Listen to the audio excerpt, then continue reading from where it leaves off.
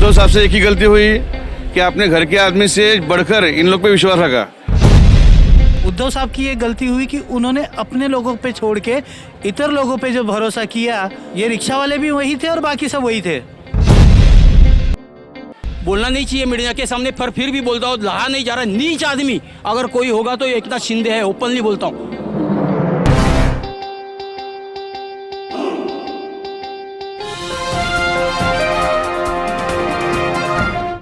फैसले को लेकर इतना बताऊंगा कि अगर आप किसी आम जनता पूछ लीजिए, चाहे बूढ़े हो चाहे बच्चे हो, जो भी हो, सामान्य नागरिक हो, सबको यही लगता है जो हुआ है वो गलत हुआ है। उद्धव साहब से एक ही गलती हुई कि आपने घर के आदमी से बढ़कर इन लोग पे विश्वास रखा।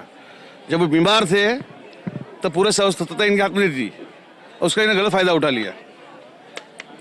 समझ में आएगी। आयोग ने जो फैसला किया है इसके बारे में क्या कहेंगे? सरासर गलत है। हाँ, बहुत शुक्रिया आपका सर। अरविंद मोरी। अरविंद मोरी जी, बहुत शुक्रिया सर। आपका क्या कहना है? मुझे यही कहना है कि अपना भारतीय संविधान जो है, डॉक्टर बाबा साहब आम्बेडकर ने जो संविधान लिख के दिया हुआ है, उस संविधान की धज्जियाँ उड़ाई जा रही है। क्योंकि आज जितने लोग बिके हुए हैं, हम ईडी से लेके चुनाव आयोग से लेके हर चीज़ को देख रहे हैं। गैस सिलेंडर के भाव जो हमारे थे 450 रुपये के भाव आज 1200 रुपये तक आ गए हैं। सामान्य जनता किस तरीके से जी रही है? चुनाव आयोग ऐसे ऐसे फैसले दे रही है। मुझे एक बात बताइए, जब सामान्य जनता को तकलीफ थी, कोविड का पूरा प्रॉब्लम था, किसने संभाला? उद्धव बाला साहब ठाकरे। ये एक नाम ऐसा है, इनके पीछे ये सब घूम के ये कर रहे थे। इन्होंने जैसे कहा कि उद्धव साहब की ये गलती हुई कि उन्होंने अपने लोगों पे छोड़ के इतर लोगों पे जो भरोसा किया, ये रिक्शा वाले भी वही थे और बाकी सब वही थे। तब उन्होंने क्यों नहीं ये बताया? उनको तब बोलना चाहिए था। चुनाव आयोग जो धज्जियाँ संविधान की उड़ाने की, एक सिर्फ इतना हो रहा है कि लोग जलने बाकी है, और जिस दिन जलने शुरू होंगे ना, उस दिन कोई किसी को देखेगा नहीं। महंगाई तो सबको मार रही है, मैं हूँ आप है, सबको मार रही है। लेकिन उसके ऊपर जितने अडानी अंबानी, इन सब लोगों को इनका जो खेला चल रहा है ना, महाराष्ट्र बेचने का, इसके लिए चुनाव आयोग भी इनके साथ है।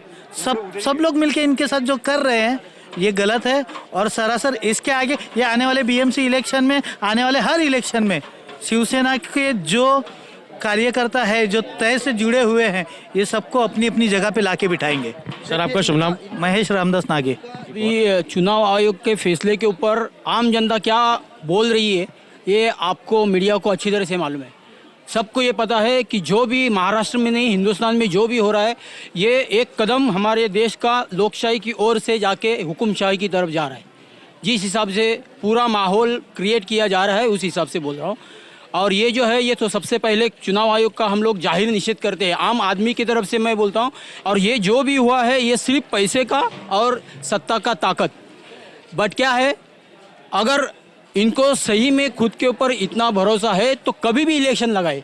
आप किधर भी घूमिए, जो आम जनता है वो यही कह रही है कि जो हो रहा है वो गलत ही हो रहा है। और ये लोग अभी डरे हुए हैं। ये जो ले रहे ना, जो भी डिसीजन, वो सब डरे हुए हैं। उनको मालूम है कि आने वाले पल में जब तक हम लोग का सरकार है, हम लोग तब तक ही है। इसके बाद हमारा हश्र क्या होने वाला है वो उनको भी मालूम है।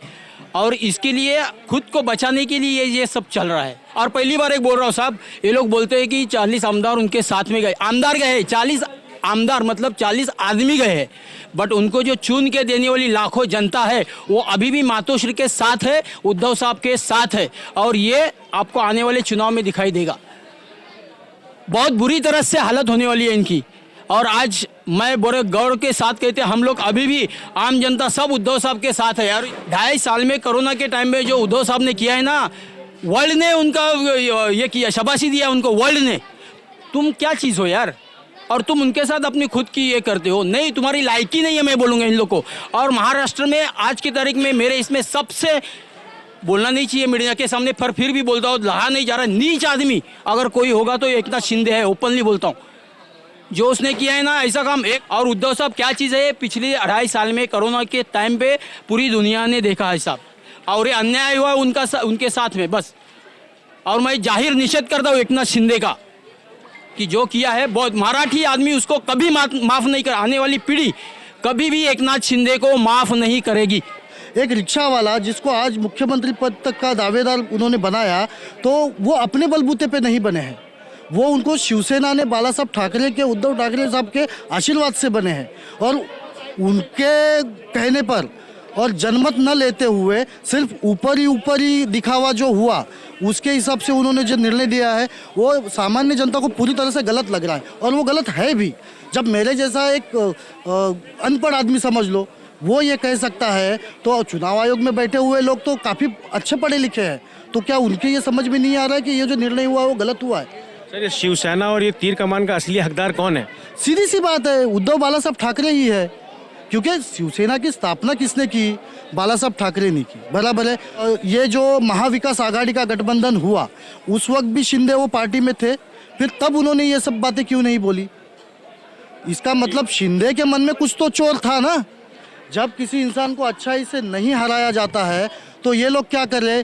ईडी, इलेक्शन कमीशन, इन सब का सहारा लेके उन अच्छे लोगों को राजनीति से बाहर करने की सोच रहे हैं, ताकि इनका जो काला बाजार है वो बिना किसी रोक टोक के चलता रहे। आपका शुभ नाम? मेरा नाम है सुशील Balkrishna Dhanawade. If you enjoyed the video, hit the like button, and if you wish to see more of our content, hit that subscribe button.